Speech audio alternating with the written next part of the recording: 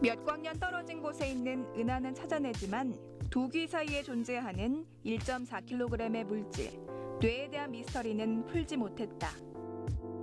2013년 미국의 오바마 정부는 두뇌 활동의 전체 기능을 밝히기 위한 프로젝트 브레인 이니셔티브를 발표했다. 생명부터 생각까지 인류의 오랜 궁금증을 해결할 우리의 모든 것을 지배하는 뇌. 그 미지의 영역을 개척하기 위한 첫걸음 뇌지도.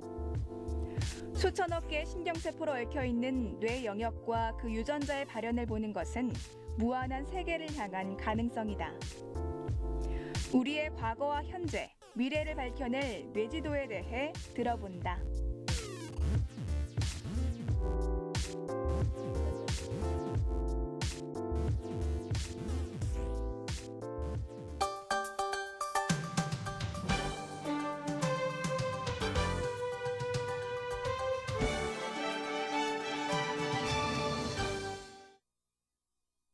방금 소개받은 한양대학교 공과대학 생체공학과에 있는 이종민이라고 합니다. 브레인 맵이라고 하면 뭐 우리말로 하면 뇌 지도 뭐 그렇게 말을 할 수 있겠죠. 지도가 필요한 이유는 뭐 요즘 내비게이션 시스템 이렇게 뭐 휴대폰, 스마트폰도 그렇고 뭐 차도 그렇고 아마 굉장히 많이 활용이 되잖아요. 단순히 지도 이상이죠. 굉장히 말 그대로 스마트하죠. 뭐 지도에 현재 내가 있는 위치를 기반으로 해서 그러니까 위치 기반 서비스, 뭐 주변에 맛있는 음식점, 뭐 내 친구가 현재 있는 위치, 뭐 등등 그런 맵이 굉장히 중요할 텐데 프톨레마이오스 천동설 뭐 그런 거 아시죠, 그죠?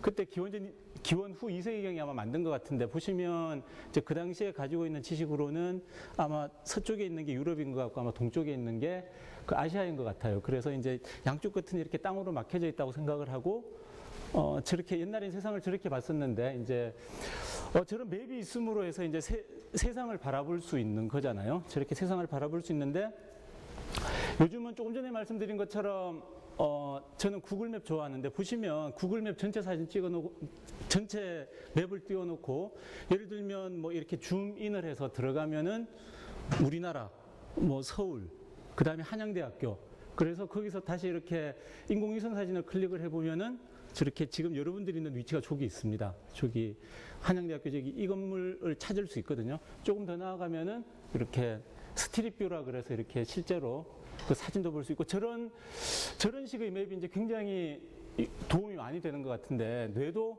어떤 저런 맵을 가지고 있으면 뇌를 연구하고 이해하는데 굉장히 중요한 어떤 그런 기반, 중요한 어떤 그런 사용할 수 있는 도구가 되지 않겠냐 하는 게 이제 기본적인 생각일 겁니다. 근데 저 뇌에서도 뭐 자세하게 뭐 하나하나 설명을 드릴 건 아닌데 영역별로 어떤 특정한 기능을 담당하는 사람의 어떤 시각을 담당하는 영역, 어떤 청각을 담당하는 영역, 혹은 어떤 사람의 감정과 관련되어 있는 부분, 혹은 어떤 이성적인 사고를 하는 부분 등등해서 여러 가지 어떤 그런 기능들이 어떤 부분이 중추적으로 그런 기능을 담당한다고 하는 그런 것들이 많은 연구를 통해서 이제 알려져 있습니다. 그래서 크게는 어떤 저런 뇌가 어떤 수행하는 기능들이 국소화되어져서 중추적인 역할을 담당한다고 생각을 하니까 이제 저런 위치를 좀 확실하게 알고 싶은 거죠. 이게 첫 번째 생각할 수 있는 부분이고 성인 뇌가 대충 한 1400cc?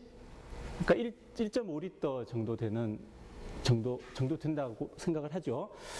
신생아는 한 400g 정도 되는 것 같아요. 전체 몸무게 한 2%밖에 안 되지만 에너지는 거의 사람이 흡수하는 에너지의 한 20% 그렇게 쓴 모양이에요. 그러면 여러분들 저기 다이어트 하는데 가장 좋은 방법은 공부를 열심히 하면 됩니다. 머리를 열심히 쓰시면 돼요. 저런 어떤 이제 한 1400g 정도 되는 뇌가 어떻게 이루어져 있냐면 여러 가지 요소들이 있는데 그 중에 가장 핵심적인 요소는 그러니까 뉴런이라고 말하는 신경세포인 것 같아요. 신경세포는 생긴 건 저렇게 이제 셀바디라고 말하는 저런 소마라고 말하는 저런 이제 핵이 있고 그것들이 엑손이라는 어떤 저런 도선을 통해서 다른 신경세포들과 연결이 되어 있는 저런 형태인데 대충 저런 신경세포 셀바디라고 되어 있는 저런 하나가 한 4에서 마이크로미터 정도가 됩니다. 그 정도가 되고 총 12, 11성계면 1000억 개죠. 1000억 개. 이렇게 사람의 손으로 일일이 헤아릴 수 없을 정도로 이제 많은 그런 것들이 있습니다. 사람 머리에 뉴런이 그러니까 존재하고 그게 물론 이제 뉴런을 지지하는 구조물이라든지 다른 여러 가지 부분들이 있지만 가장 핵심적인 요소는 그런 신경세포 뉴런이라고 할 수가 있고 그런 뉴런들이 단순하게 존재하는 게 아니고 우리가 보는 어떤 그런 인터넷 같은 것들 그러니까 뉴런과 뉴런들이 이렇게 연결이 되어져 있습니다. 연결이 되어져 있는데 뉴런이 그 1000억 개가 존재하고 만일에 모든 뉴런이 나머지 모든 뉴런으로 다 연결이 되어져 있으면 여기 고등학생분들 그런 계산하죠. 조합으로 생각해 보시면 1000억 곱하기 1000억 마이너스 1 나누기 2한근만큼의 선이 필요하잖아요. 그죠? 근데 생각을 한번 해보시면 그 선이 다 존재를 한다고 생각을 하면 이렇게 소위 말해서 배보다 배꼽이 더 큰 뉴런들이 만일에 요만큼 있다 그러면은 선은 아마 이만큼 존재해야 될 거예요. 근데 실제로 이제 사람이 이렇게 진화하는 과정에서 이렇게 뇌가 이렇게 태어나서 어떤 일이 일어나냐면 처음엔 다 있다가 뉴런 하나당, 신경세포 하나당 대충 한 수천 개, 한 10,000개 좀 안 되는 숫자만큼의 그런 연결만 두고 나머지는 다 없어져요. 그래서 효율적인 어떤 그런 네트워킹을 하게끔 그렇게 되어 있지만 기본적으로는 조금 전에 말씀드린 것처럼 머릿속에는 1000억 개의 뉴런이 있고 그 뉴런들이 이렇게 연결이 되어져 있는 그러니까 소위 말해서 뉴럴 네트워크 그러니까 신경망의 형태로 머릿속에 그 어떤 머리가 구성되어져 있다. 그렇게 이제 간단하게, 그러니까 좀 단순화시켜서 말씀을 드릴 수 있을 것 같습니다. 그래서 우리가 하고 싶은 건 머릿속에 1000억 개의 뉴런이 있고 신경세포가 있고 그게 만일에 뉴런 하나당 10,000개씩 이렇게 선이 있다면 연결이 되어져 있는 선이 있다면 그걸 다 그림을 그리면 그게 지도겠죠. 그죠? 그러니까 그러니까 여러분들 상상하기 좀 힘들지 모르겠지만 예를 들어 공간에 1000억 개의 어떤 그런 점을 찍어놓고 그 다음에 1000억 개를 이렇게 다 이어주는 선을 우리가 완벽하게 그릴 수 있으면 그게 하나의 큰 지도일 거잖아요, 그죠? 그거를 커넥톰 어떤 그런 연결성에 대한 정보를 매핑, 지도를 만드는 거라고 만일에 생각을 한다면 이제 한번 실제로 생각을 해보면. 저런 의미에서 커넥톰을 완벽하게 이렇게 가지고 있는 건 딱 한 가지 경우에 대해서만 가지고 있는데 그게 1986년도에 이제 이렇게 연구자들이 밝혀낸 건데 C 엘레강스라고 해가지고 또 이렇게 예쁜 뭐 꼬마 선충 뭐 그런 선충인데 걔는 한 300개 정도 뉴런이 있는 모양이에요. 304개 뭐 300개 정도의 뉴런이 있고 그 연결이 된 게 이제 보면 한 7,000개 정도가 있나 봐요. 그래서 3,000개 그러니까 300개의 뉴런을 공간에 뿌려놓고 그래서 7,000개의 그런 연결을 다 이렇게 이건 연구를 통해서 이렇게 밝혀냈거든요. 그래서 이거는 그거에 대한 어떤 모식도이고 저렇게 할 수 있는데 사람 커넥톰 그러니까 아까 왜 그 1000억 개 곱하기 뭐 한 10의 3성, 4성 정도를 하면 그 정도 되는 규모라고 생각을 한번 해보세요. 이렇게 그릴 수 있는 거에 100빌리언이니까 한 100조 배 정도? 그러니까 사실은 그 상상하기도 쉽지도 않을 뿐더러 저걸 어떤 그려내는 것 자체가 현재 상태에서는 가능하진 않은 것 같아요. 저걸 다 찾아내는 것도 쉽지도 않고. 그래서 이제 제가 지금부터 말씀을 드릴 내용은 저렇게 커넥톰 혹은 그 사람 머리에 있는 신경세포들의 망을 우리가 어떻게 효과적으로 이해를 할 수 있을까에 대한 어떤 그런 접근 방법에 대한 건데 지도를 만드는 방법을 생각 같으면 그냥 1000억 개를 한꺼번에 다 만들면 될 것 같은데 그게 너무 힘든 일이니까 크게 3가지 정도로 생각을 해볼 수 있는 것 같아요. 좀 이렇게 큰 스케일, 마크로 스케일에서 생각을 할 수도 있고 메조 스케일, 좀 중간 정도 그 다음에 마이크로 스케일, 굉장히 좀 미시적인 어떤 그런 스케일 3가지 관점에서 생각을 해볼 수 있을 것 같고 이제 3가지 방식으로 이제 현재 그 세계에 있는 과학자들이 연구를 진행을 하고 있습니다. 그 마크로 스케일이라는 건 이제 그 2010년도에 그 미국 NIH라는 이제 그 국립보건원에서 400억 정도 투자를 해서 이렇게 휴먼 커넥션 프로젝트라고 해서 이런 과제를 대대적으로 시작을 했습니다. 이 과제에서 한 건 기본적으로는 전체적으로 그러니까 세세하게 뉴런 하나하나가 어떻게 연결이 되어져 있는지 보기 힘들지만 전체적인 좀 큰 그림이라도 좀 가져보자고 해서 연구를 진행을 한 건데 사용한 도구는 MRI라는 겁니다.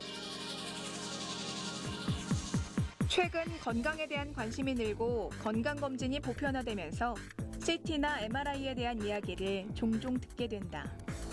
과연 CT와 MRI는 무엇이며 뇌의 어느 곳을 볼 수 있는 것일까? CT는 방사선을 이용해서 촬영하기 때문에 방사선 피폭의 위험이 있으나 빨리 촬영할 수 있는 장점이 있어서 응급 상황 시 두부 외상 뇌출혈을 보기 위해서 빨리 검사할 수 있는 장점이 있습니다. 빠른 검사가 장점인 컴퓨터 단층 촬영 CT는 X선을 인체 여러 각도로 투과시켜 컴퓨터로 영상화하는 기법으로 주로 골절을 알아보는 데 효과적이다. 자기 공명 영상 MRI는 자기장과 전자기파를 이용해 인체 내의 신호를 컴퓨터로 영상화하는 기법이다. MRI는 CT보다 훨씬 우위의 진단 능력을 가지고 있어서 정밀 진단용 장치로 많이 활용하고 있습니다. 손뇌의 주름, 뇌혈관, 혈류 등 뇌의 미세한 부분까지 볼 수 있어 보다 정밀하게 할 수 있다.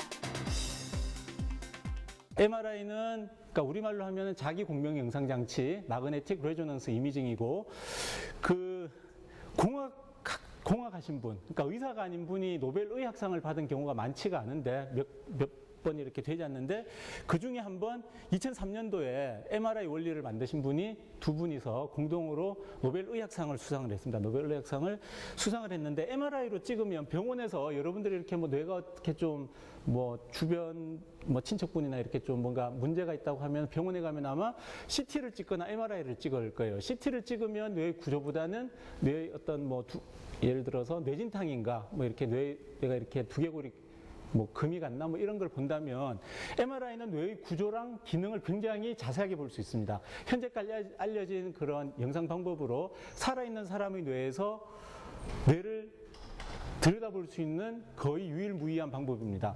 이렇게 MRI를 이용하면 다양하게 뇌의 어떤 구조, 어떻게 생겼냐 하는 것도 볼 수가 있고 뇌의 어떤 부분이 어떤 자극에 대해서 활성화됐느냐 하는 그것도 직접적으로 볼 수가 있고 그 다음에 조금 전에 아까 보여드린 커넥텀이랑 관련이 있는 건데 뇌의 어떤 영역과 어떤 영역이 이렇게 연결이 되어져 있느냐 하는 것도 저는 이미징 방법을 통해서 볼 수가 있어요.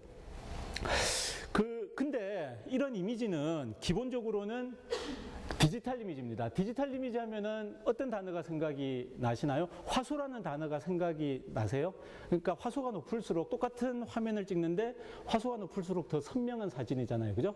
화소가 높다는 말의 의미는 그 한 점을 이루는 이게 사이즈가 크기가 작으면 작을수록 더 선명한 거일 텐데 뇌의 전체를 이렇게 볼 수 있다는 그런 장점이 있습니다. 그렇게 해서 이게 그 조금 전에 보여드린 그런 MRI라는 영상 기법을 이용해서 실제로 살아있는 사람의 뇌를 촬영을 하고 촬영한 뇌에서 뇌에서 그런 연결성들이 어떻게 존재를 하는지 하는 것들을 이렇게 시각화시켜서 이렇게 볼 수 있는 이 정도 단계까지는 기술이 와 있습니다.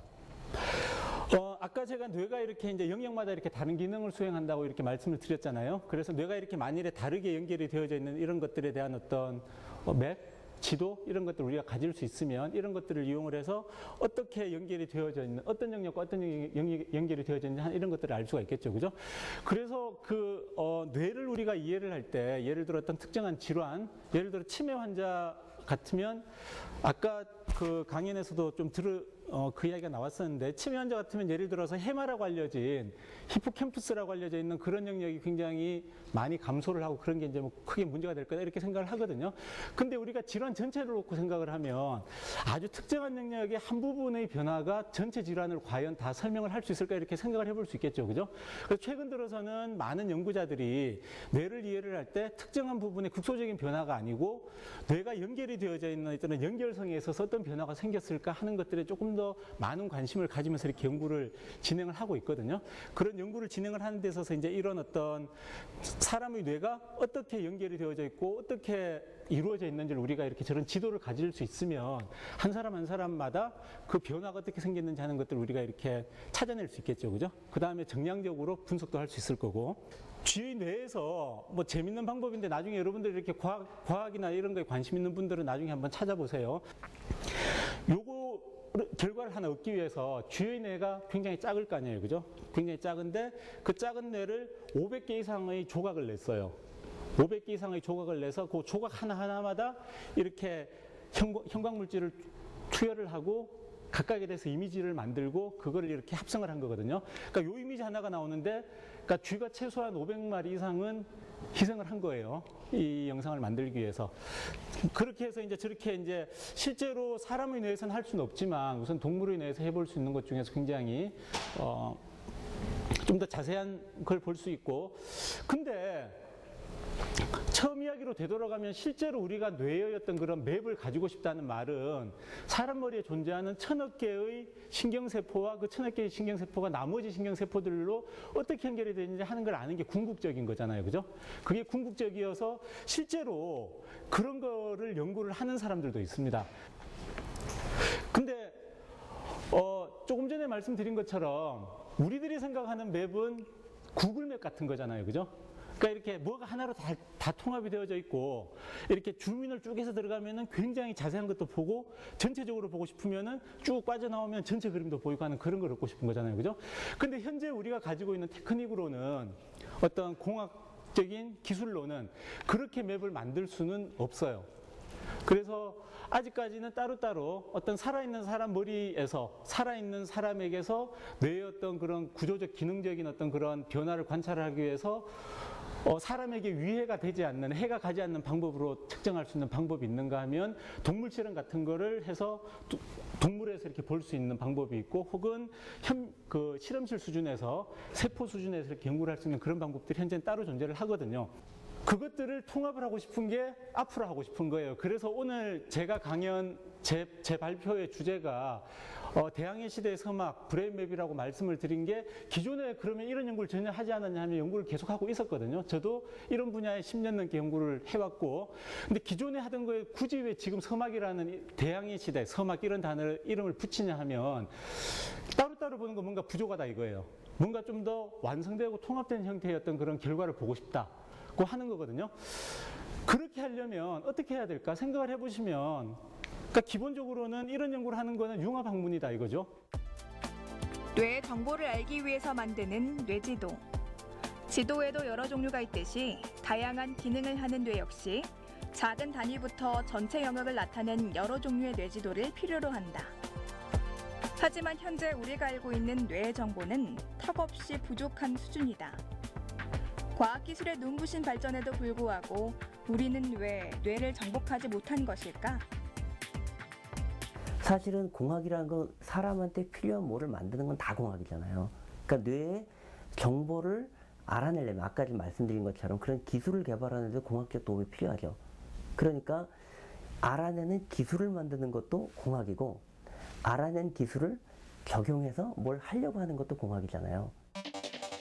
모든 길을 다녀봐야 지도를 만들 수 있는 것처럼 여러 기술을 모으고 모으면 기술이 만들어진다. 뇌지도는 융합을 통해 완성될 것이다. 실험실에서 이렇게 세포만 현미경으로 세포만 관찰하는 사람들만으로도 이런 연구를 못하고, 이렇게 동물 실험을 하는 사람들만으로도 이런 연구를 못하고, 그 병원에서 MRI를 찍는 사람들만으로도 이런 연구를 못하는 거거든요. 그러니까 그 모든 사람들이 이렇게 같이 모여서 서로 자기가 가지고 있는 정보를 공유를 하고 그런 가지고 있는 식을 공유를 해야지만 할 수 있는 겁니다. 자기 혼자에서 뇌를 이해하는 모든 문제를 자기가 풀 수는 없어요. 수학자도 필요하고 공학자도 필요하고 의학자도 필요하고 실험하는 사람도 필요하고 모든 사람들이 다 필요하거든요.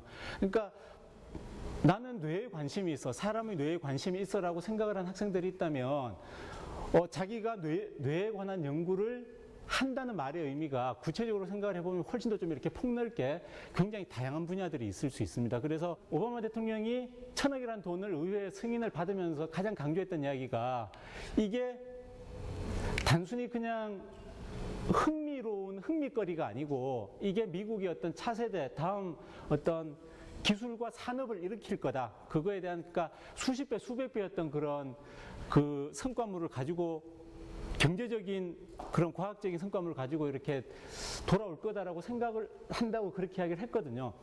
그래서 뇌과학 관련돼서 단순하게 현재 상태에서 그냥 이렇게 나는 뇌에 관심 있다고 말을 하면 난 굉장히 이렇게 순수한 어떤 그런 과학자야. 그래서 난 순수한 과학이 관심 있어서 뇌에 관심 있어.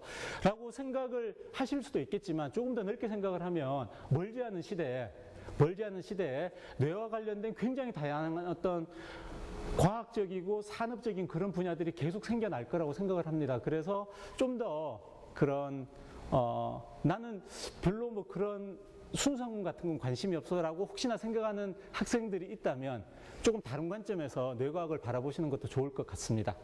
제 발표는 여기서 마치는 걸로 하겠습니다.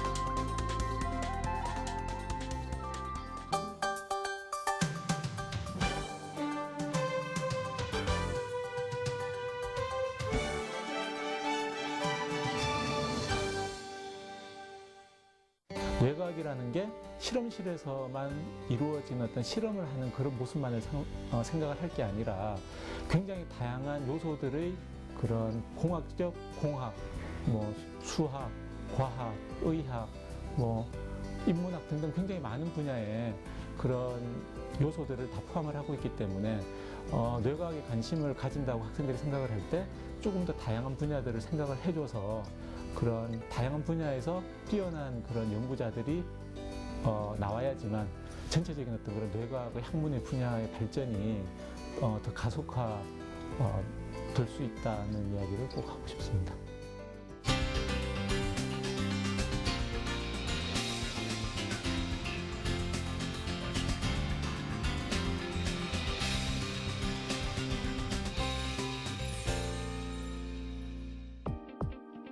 치매, 파킨슨병, 뇌졸중, 우울증.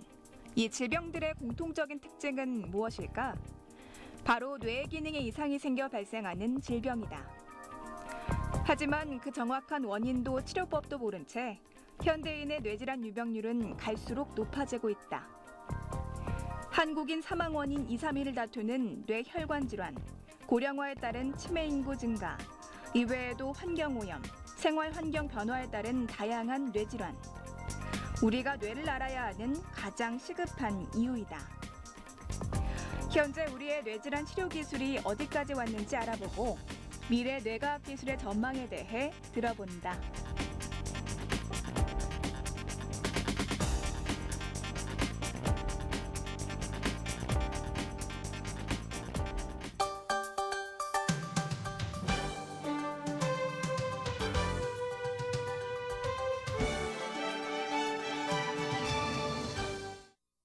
이 그림으로 강의가 아니라 이 세미나를 좀 시작을 하려고 해요. 이게 시스티나 성당에 있는 미켈란젤로 그림입니다. 천지창조라는 그림 중에 일부분이죠. 여기 보시면은 이제 아담의 창조 부분이고요. 제가 그림을 왜 갖고 왔냐? 이게 좀 일설에 의하면 여기 뒤에 배경 보이세요? 여기 빨간색 배경? 이 미켈란젤로가 이 해부학에 굉장히 조예가 깊었다고 해요. 그래서 사람들이 갖다 붙인 것 같아요. 이 혹시 뇌가 아닐까? 네? 그래서 그림을 그려보면 비슷해요 또. 제가 올려보니까. 저도 올려보면서 깜짝 놀랐습니다. 그 얘기 듣고서 한번 올려보면서 깜짝 놀랐었고. 그 다음에 손가락의 의미가 뭘까? 손가락의 의미, 혹시 시냅스가 아닐까? 뉴런과 뉴런의 만남. 이걸로 이제 인간한테 생명을 불어넣은 거죠. 그런데 감히 인간이 모래에다가 칩을 박아서 사람을 컨트롤하고 싶어하는 여러 가지 상상을 펼치죠. 여러분들 영화 되게 많죠. 터미네이터 영화 뭐 보시면 사실 영화 말고도 뭐 깔려 있습니다. 아주 열려 있는 게 이런 영화예요. 그러니까 재밌잖아요. 마음대로 컨트롤할 수 있으니까. 사실은 저보고 이렇게 요즘 이게 피부고 저보고 이렇게 하라. 그럼 약간 찝찝하죠. 네? 별로 이렇게 하고 싶은 생각은 별로 안 듭니다. 지금 제가 오늘 강의할 내용 중에 하나는 뇌조절에 관련된 얘기예요. 뭐 뒤에 가서 나중에 말씀드리겠지만 우선은 이제 정의부터 가고요. 지금 뇌조절 기술들이 어떤 기술들이 있는지 살펴보도록 하겠습니다. 정의를 지금 보시면 뉴로, 이게 뭐 신경이라는 뜻이죠. 모듈레이션, 조절이라는 뜻이고, 뉴로 모듈레이션이라는 터미놀로지가 이제 제일 많이 쓰이고 있고요. 정의를 보면 어떤 심텀이나 어떤 증상이나 아니면 기능들 이런 것들을 복원할 수 있는 최신 의료 기술들로 이루어져 있어요. 그러면 이제 하나씩 들어가면서 어떤 것이 뉴로 모듈레이션인가에 대해서 얘기를 드릴까 해요. 뭐 약 일반적으로 아까 보셨다시피 우울증, 프로작이라는 약 먹고 세로토닌이라는 뉴로트랜스미터를 신경전달물질을 좀 더 이렇게 분비시키기 위해서 프로작이라는 약을 먹죠. 뭐 질환마다 우리가 지금 보통 보면 병원 가면 다 약을 주고 있고 굉장히 많이 사용이 되고 있습니다. 아까 이제 나왔던 것 중에 하나예요. 파킨슨병. 그런 것들이 사실은 아까 움직임. 그러니까 퇴행성 뇌질환은 두 가지로 나눠집니다. 크게. 하나는 움직임을 잘 못하게 되는 경우하고요. 기억을 못하게 되는 경우. 이쪽은 치매라고 하고 이쪽은 이제 그 파킨슨병이나 다른 질환으로 가는 거죠. 그런 것들을 쓰는 것 중에 움직임에 관련된 신경전달 물질은 도파민이라는 것이 있어요. 예. 그것들이 없어지면 여기서 보시면은 베이절 갱글리아라는 에어리어인데요. 거기가 움직임을 컨트롤해주는 가장 그 중요한 역할을 하는 영역이고요. 거기서 주로 이제 그 흑질에서 주로 도파민이 나와서 움직임을 보통 컨트롤합니다. 근데 나이가 들면 왠지 모르게 이 부분이 조금 망가지는 거예요. 그럼 도파민이 안 나오겠죠. 그러니까 이제 걸음걸이가 굉장히 슬로우해지고 그런 현상을 보이는 겁니다. 뭐 하면 되겠어요? 약 주면 되죠. 뇌 흑질에 분포하는 도파민의 신경세포가 점차 소실돼 발생하는 신경계 퇴행성 질환 파킨슨병. 아직 원인이 밝혀지지 않은 파킨슨병은 60대에 주로 발병하며 손발 떨림, 근육 경직으로 인해 움직임이 어려워진다. 파킨슨병 치료의 시작은 약물. 그 중에서도 대표적인 치료제 엘도파는 뇌 속에 부족해진 도파민을 보충해준다. 우리가 머리 안에, 뇌 안에 있는 도파민이라는 것은 약을 넣는다고 해서 도파민이 바로 들어가지를 않아요. 그렇기 때문에 도파민 분비를 유도시키는 우리의 약들이 여러 가지 있게 되는데, 그런 엘도파라고 하는 좀 그 분해되면 들어갈 수 있는 도파민 분해산물이 있고요. 아니면 도파민 자체 비슷하게 생겨서 도파민 비슷한 효과를 내는 약들이 있습니다. 하지만 약물 복용도 환자에 따라 효과가 다르고, 또 처음에는 약의 효과가 좋아도 몇 년간 복용하면 내성이 생긴다. 도파민 만들어지는 거의 전 단계를 보면 엘도파라는 게 있어요. 그 약을 주면 돼요. 그래서 그 약을 주면 어떻게 돼요? 치료가 되죠. 근데 약을 듣는 사람도 있고 안 듣는 사람도 있고, 근데 듣는 사람들한테 약을 주잖아요. 그러면 굉장히 활동을 잘 하다가 한 5년, 6년, 7년, 8년 정도 지나면 어떻게 돼? 내성이 생기든지, 아니면 사실은 이유 중에 하나가 약이 듣지 않기 시작해요. 왜 그럴 것 같아요? 잘 몰라요. 가장 큰 이유 중에 하나는 아까 그 망가지는 부분에 근본적인 치료가 되는 건 아니잖아요. 점점 더 망가져서 다른 부분까지 망가져서 되기도 하고 약에 내성이 생기기도 하고, 그러면 이제 더 이상 약이 없어요. 우리가 더 이상 약이 없다는 말을 하죠. 그래서 뭐를 해요? 그래서 지금 여기 보여주는 것처럼 브레인 영역의 특정 영역에 첫 번째 이제 뉴로 모듈레이션이라는 뇌조절 방법 중에 가장 전통적인 방법이에요. 뇌 운동에 관련되는 아주 중요한 역할. 특히나 이제 여기서 보시면은 여러 영역들이 있어요. 뭐 뇌 피질에 관련된 것도 있고. 근데 여기 보면은 그 서브달람 뉴클레어스라는 조그만 영역이 있거든요. 거기는 파킨슨 걸리면 너무 발화가 심해져요. 이상하다. 거기를 죽이면 어떨까? 한번 지져보는 거죠. 용감하신 분들이. 그래서 지졌더니 심텀이 없어져요.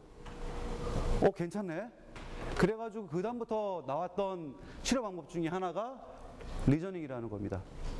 그래서 필요 없는 부분들은 이렇게 하고, 예를 들어서 이런 치료 방법이 제일 많이 쓰이는 것 중에 하나가 간질, 뇌전증이라고 얘기하죠, 이렇게. 근데 그런 것들 중에 특정 영역에서 소스를 나누는 곳이 있어요. 지진의 소스를. 거기를 딱 없애면 해결할 수가 있는 거죠. 그렇기도 하고 잘라내기도 하고 뭐 그래서 여러 가지 치료 방법들이 있습니다. 단점이 뭘까요? 네? 단점이 뭐예요? 한 번 지지고 나면 네, 다시 복구가 안 돼. 그러니까 저는 이제 저같이 이렇게 하는 사람들은 문제가 항상 있어야 되잖아요. 그 문제를 해결하기 위해서 어떻게 할까요? 전기 자극을 주는 거예요. 전기 자극을 주면 끄고 낄 수 있으니까. 첫 번째 1950년도에 했던 연구 중에 하나예요. 발을 계속 누르면 전기 자극이 가요. 근데 어디 가냐? 뉴클레스 아컴펜스라는 도파민 영역에 자극이 주어져요. 그러면 기분이 좋아져. 도파민이라는 게 운동 말고도요, 모두 관련을 해? 모티베이션. 그래서 히로뽕? 아니, 미안해. 마약을 이렇게 하면, 마약을 딱 하면 도파민 릴리즈가 굉장히 많습니다. 이게 지금 고기 부분에다가 도파민 나오게 해주는 거예요. 그럼 어떻게 되겠어? 재밌네? 괜찮네? 느낌 좋아? 계속 이렇게. 진짜로 이런 스터디들이 처음에 이렇게 됐다가 사실은 이제 뉴로 자극 주는 게 어떤 역할을 하는지에 대한 첫 번째 연구 중에 하나예요. 지금은 그렇게 안 되겠죠. 사람한테도 지금 아까 보시면 쓰고 있는데, 여기 보시면은 뭐 써요? 여기다가 이제 박는 거죠. 이런 전극을 뇌에다가 박아서 온오프를 시킬 수 있을까? 어떻게 하면 온이 되고 오프 시킬 수 있을까? 그다음에 자극기가 들어가야 되겠죠? 네.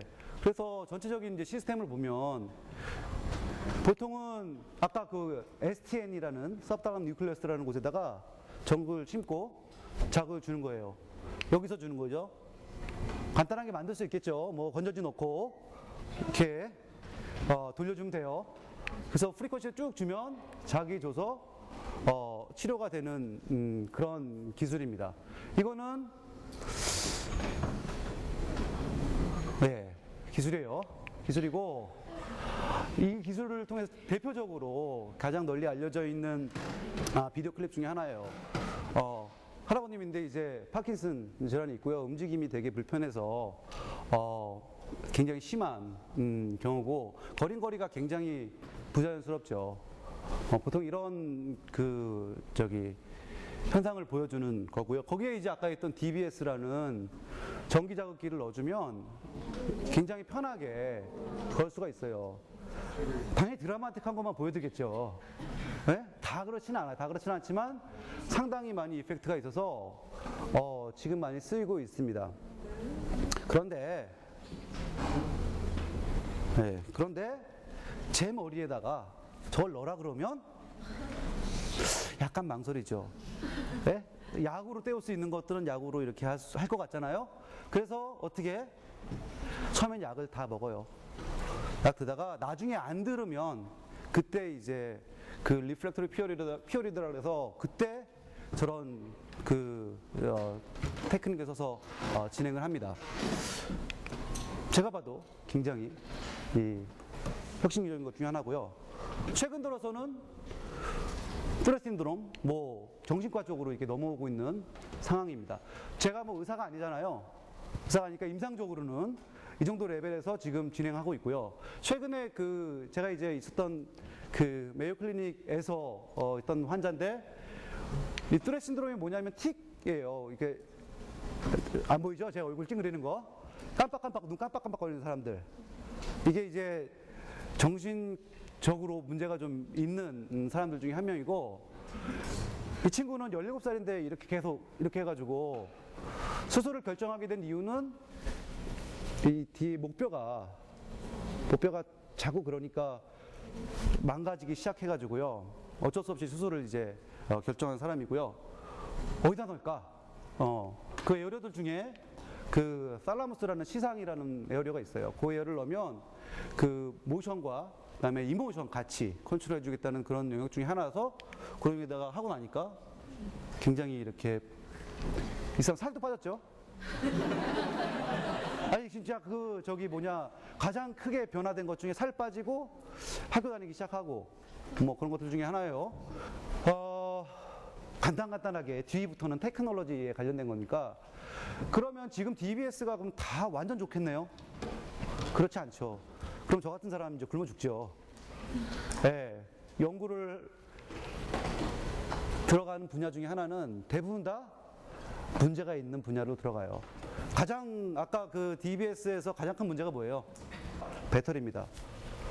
그거를 뭐 제 핸드폰도 배터리 가장 문제죠. 하루도 안 가니까 돌아버리겠어 이거. 근데 이거는 수술을 다시 해야 되니까 한 5년 뒤에 수술 다시 해야 되니까 그게 문제의 측면이 있고요.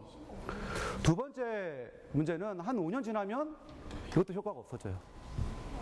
예. 그래서 최근에는 어떤 트렌드가 있냐면 혹시나 뇌에서 자극 줄 때 변화되는 걸 보고 자극을 조절할 수 있지 않을까. 요거를 이제 클로즈 루프 DBS라고 합니다. 그래서 정보 받아서 야 지금은 안 줘도 될 것 같아 라는 것들을 하는 거죠. 그런 연구들을 하는 것 중에 제일 일반적으로 지금 상업화가 된 것 중에 하나가 뭐냐면 아까 뇌전증이라고 해서 간질 재고 있다가 간질 나올 것 같다. 그럼 머리가 이제 발작을 하는 거예요. 그러면 그때서 이렇게 스티뮬레이션 주면 간질이 없어지는 겁니다. 또 다른 파트 중에 하나는 대부분 다 아까 얘기했지만 정기적인 신호 말고 뭐가 있죠? 화학적인 신호. 화학적인 신호를 측정할 수 있을까? 화학적인 신호를 측정할 수 있는 방법이 생각보다 없어요. 정기적인 신호는 뇌파도 있고 전구 꽂으면 다 되는데요. 화학적인 방법은 별로 없어요. 가장 일반적인 방법이 뭐냐면 빨대를 꽂는 거예요. 저는 이제 전압전류법이라는 걸 이용을 해서 여기 지금 렛이 있죠? 주가 있죠? 이거는 이제 수놈, 이거 암놈. 이거는 이제 도파민 레벨을 좀 측정하고 있는 거예요. 이렇게 굉장히 그 모티베이션이 많은 경우에는 도파민이 확 이렇게 나오죠. 여기 확 나오는 거 봤죠? 제가 생각해도 이게 굉장히 뭐 물론 제가 얻은 게 아닙니다. 제가 얻은 게 아니에요. 당연히 제가 얻은 게 아니고 요게 이제 전압전류법이라는 걸 이용하는 거예요. 어떻게 하냐면 전압을 걸어주면 특정 전압에서 도파민이라는 게 산화환원이 일어나요. 혹시 배웠는지 모르겠지만 산화환원은 전자를 주고 받는 거거든요. 전자를 주면 전류가 바뀌죠. 전류가 바뀌는 거를 측정을 하면 되는 거예요. 뭐 그런 방식으로 연구를 하는 겁니다. 주로 이제 여기 카본이라는 연필심 같은 걸로 이렇게 전구를 만들어서 구성을 하고요. 이렇게 하게 되면은 뭐 간단하게 여기 도파민 산화되고 환원되고 하는 패턴을 볼 수가 있어요. 사실 저는 제가 뭐 뉴런 모듈레이션 다 하는 사람도 아니고 아까 얘기했지만 그 중에 일부분 뭐 하냐? 이런 거를 분석하고 어떻게 하면 깨끗하게 만들까? 이런 연구를 하는 사람 중에 한 명입니다. 근데 고기 기술에서도 특이한 것 중에 하나라서 고기 기술에서도 이게 문제가 많아. 뭐 어떤 문제가 있어요? 연필심 쓴다 그랬죠? 연필심에다가 볼티지 걸어주면 연필심도 스트레스를 받아. 그래서 보시면 이게 첫날인데 괜찮잖아요? 연필심인데 다 없어졌죠? 그래서 이게 점점 신호가 없어져요. 이게 신호만 없어지면 괜찮은데 그게 내 머리로 들어가는 거 아니야. 이게 굉장히 찝찝하죠. 예, 동물한테는 괜찮은데 괜찮지도 않지 동물한테도. 예, 별로 안 좋죠. 어쨌든 그래서 지금 최근에 이제 트렌드가 뭐냐면 다이아몬드 카본이죠. 예, 카본이에요. 탄소로 이루어져 있고 다이아몬드에다가 이제 다이아몬드는 전류가 흐르지 않아. 그러니까 보론이라는 거를 입히면 전류가 흐르게 돼 있어요. 그러니까 보론을 입힌 다이아몬드를 키우는 거야. 그래서 이렇게 큰 다이아몬드를 만들었으면 좋겠는데 지금 같이 연구하고 있는 그룹 중에 하나고요. 이런 다이아몬드를 키웠으면 좋겠는데 실제적으로 다이아몬드를 저렇게 못 키우고 하나만 키워달라고 제 거를 만들어달라고 그랬는데 그건 안 되고 아주 작게 이런 챔버 가지고서 다이아몬드를 키웁니다. 그래서 해보면 왜 다이아몬드는 단단하니까.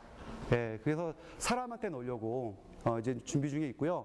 그런 이제 디바이스를 만들려고 하는 연구들이 진행 중에 있습니다. 저는 이제 뇌조절에 관련된 연구를 하고 있어요. 근데 뇌과학의 상당 부분, 특히 이제 뇌조절 관련해서는요. BCI도 마찬가지고 뇌조절 관련해서는 이게 이게 넘나들어요, 경계를. 어떤 경계를? 윤리적인 경계를 넘나들어요. 떠올리고 싶지 않은 아픈 기억을 지우는 기술. 타인의 꿈속에 접속해 생각을 빼낼 수 있는 사회. 기억과 생각을 조작하는 공상과학 영화가 머지않아 현실이 된다. 그렇다면 우리의 결말은 어떻게 될까? 영화 인셉션 같은 경우가 아주 대표적인 예인데, 꿈속에서 잠을 자면서 기억을 조작을 해 나감으로써 어떤 사회적인 문제나 범죄들이 일어날 수도 있다는 그런 SF 영화 같은 소설이지만, 뇌과학을 실질적으로 적용하는 데 있어서 굉장히 중요한 것은 윤리 문제입니다. 그러니까 우리가 이런 부분들에 대해서 어떤 인간적으로 우리가 과연 이제 도전해서 안 되는 부분들에 대해서는 분명히 선을 그어야 되는 부분이 있는 거죠. 뇌를 아는 것은 유용한 만큼 위험하다. 뇌는 인간의 모든 것을 조절하기 때문이다. 그래서 자기가 여기 뭐 여러 사람들이 있을 것 같아요. 자기가 어떤 연구를 하고 있는지를 파악을 하고 혹시 잘못된 길로 가고 있지 않은지 저도 조심하면서 연구를 하고 있고요. 이거를 사실은 오늘 강연에서는 쉐어를 하고 싶었습니다. 예, 잘 들어주셔서 감사합니다.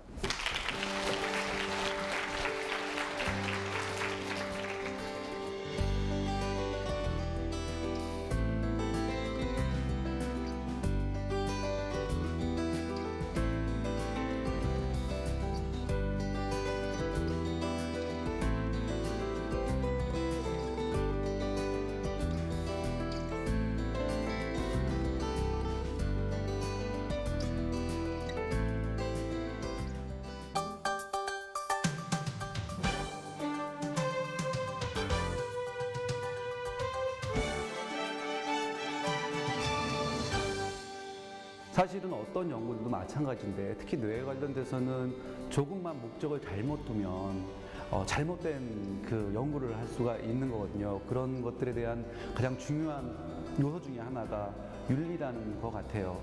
그래서 뇌 조절 자체가 여러 가지 기술들이 뇌질환을 치료하기 위해서 적용되지만 기본적으로 그 밑바탕에는 윤리라는 걸 가지고서 연구가 진행되고 관심을 가졌으면 하는 바람이 있습니다. 이번 강연을 통해서요.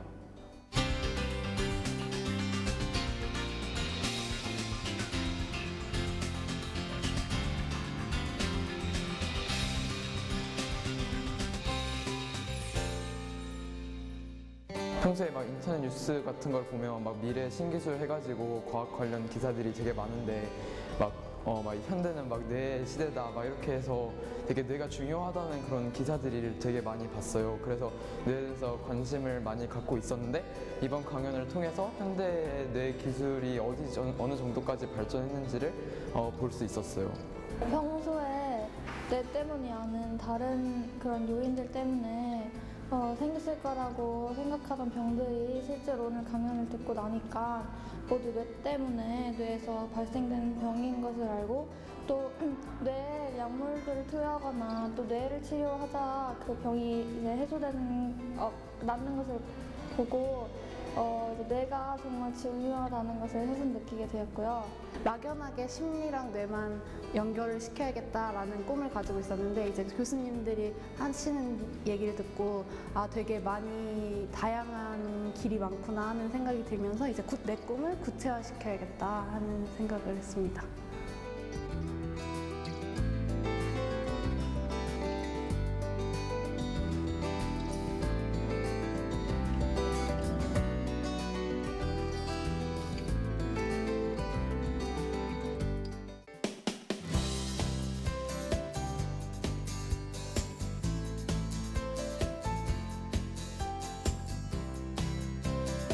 대학이 절대정의의 시간인데 변할 필요가 있겠다.